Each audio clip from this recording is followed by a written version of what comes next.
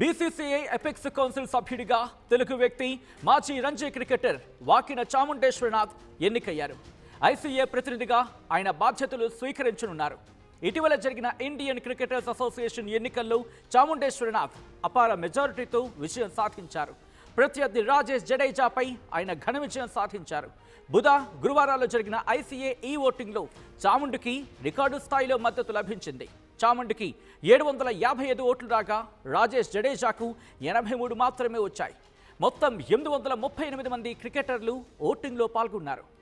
రాజమండ్రికి చెందిన Chamundeswaranath BCCI apex కౌన్సిల్లో ఐసీఏ ప్రతినిధిగా ఎన్నికైన మొదటి తెలుగు వ్యక్తిగా నిలిచారు.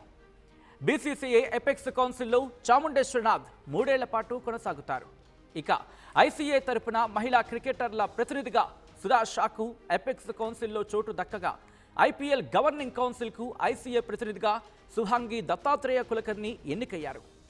చాముండేశ్వరనాథ్ 1959 జూన్ 25న పుట్టారు. 1978 నుంచి 1992 మధ్య కాలంలో ఆంధ్ర జట్టుకు ఫస్ట్ క్లాస్ క్రికెట్ ఆడారాయన. ఆంధ్ర జట్టుకు కెప్టెన్గాను వ్యవహరించారు. ఆటతో పాటు ఆయన వ్యాపారవేత్తగా, క్రీడా నిర్వాహకుడిగాను గుర్తింపు తెచ్చుకున్నారు. 19 సంవత్సరాల వయసులో ఫస్ట్ క్లాస్ క్రికెట్లో అడుగుపెట్టారు.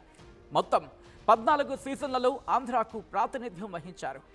44 ఫస్ట్ క్లాస్ మ్యాచ్లు ఆడిన చాముండేశ్వరనాథ్ సగటు 26.34. మొత్తం 1818 పరుగులు చేశారు ఆయన.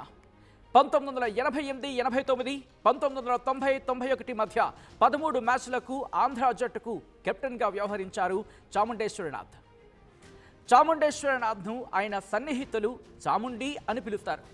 దేశానికి పతకాలు సాధించిన అనేక మంది క్రీడాకారులకు, ముఖ్యంగా తెలుగు రాష్ట్రాలకు చెందిన వారికి కార్లను బహుమతిగా ఇస్తూ ప్రోత్సహిస్తూ ఉంటారు ఆయన. ఒలింపిక్ పతక విజేతలు పివి సింధు, సాక్షి మాలిక్, దీపా కర్మాకర్లకు BMW కార్లను బహుమతిగా ఇచ్చారు. బ్యాడ్మింటన్ దిగ్గజం పుల్లెల గోపీచంద్కు, టెన్నిస్ స్టార్ సానియా మీర్జాకు కూడా ఆయన గతంలో కార్లను బహుమతిగా అందించారు. క్రీడాకారులను మరింత ప్రోత్సహించడానికి ఈ బహుమతులు ఇస్తానని ఆయన పలు సందర్భాల్లో వెల్లడించారు. చాముండేశ్వరనాథ్ భారత క్రికెట్ దిగ్గజం సచిన్ టెండూల్కర్కు చాలా సన్నిహితులు.